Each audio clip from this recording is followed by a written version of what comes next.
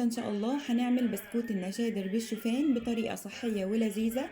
الشوفان من الحبوب منخفضة السعرات، وكمان تفاعل الشوفان مع السمنة بيكون أقل ضررا تماما من تفاعل الدقيق الأبيض مع السمنة.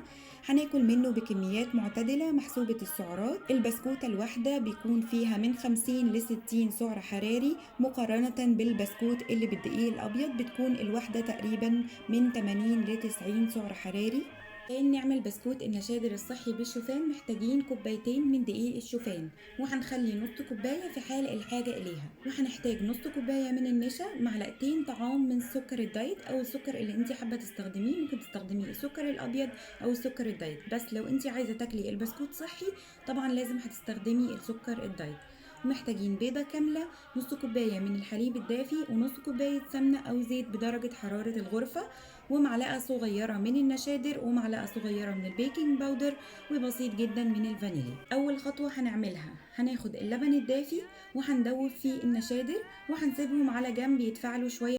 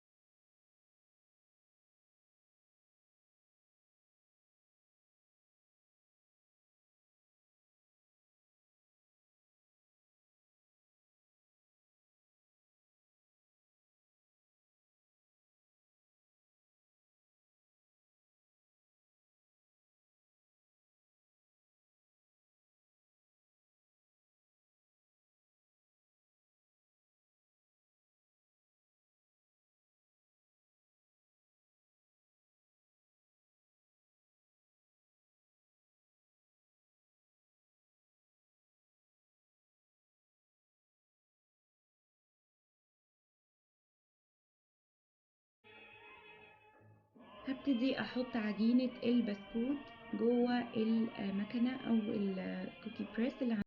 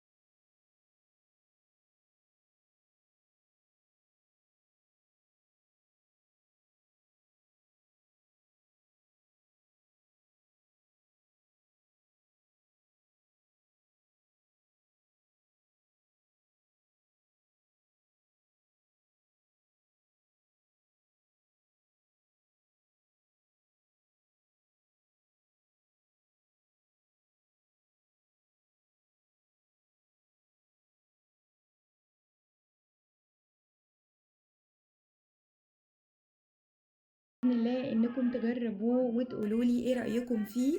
فعلا كان طعمه جميل جدا حقيقي، طعم الشوفان مش باين فيه ابدا، لان احنا تقريبا ضفنا كل المكونات اللي بتضاف لبسكوت النشادر اللي بالدقيق الابيض، فما بعدناش كتير عن الطعم الاساسي، بس احنا استبدلنا المكون الرئيسي الدقيق الابيض بالشوفان.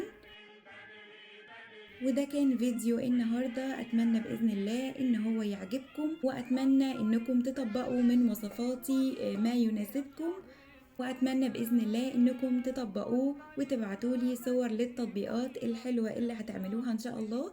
أشوفكم بإذن الله على خير، والسلام عليكم ورحمة الله وبركاته.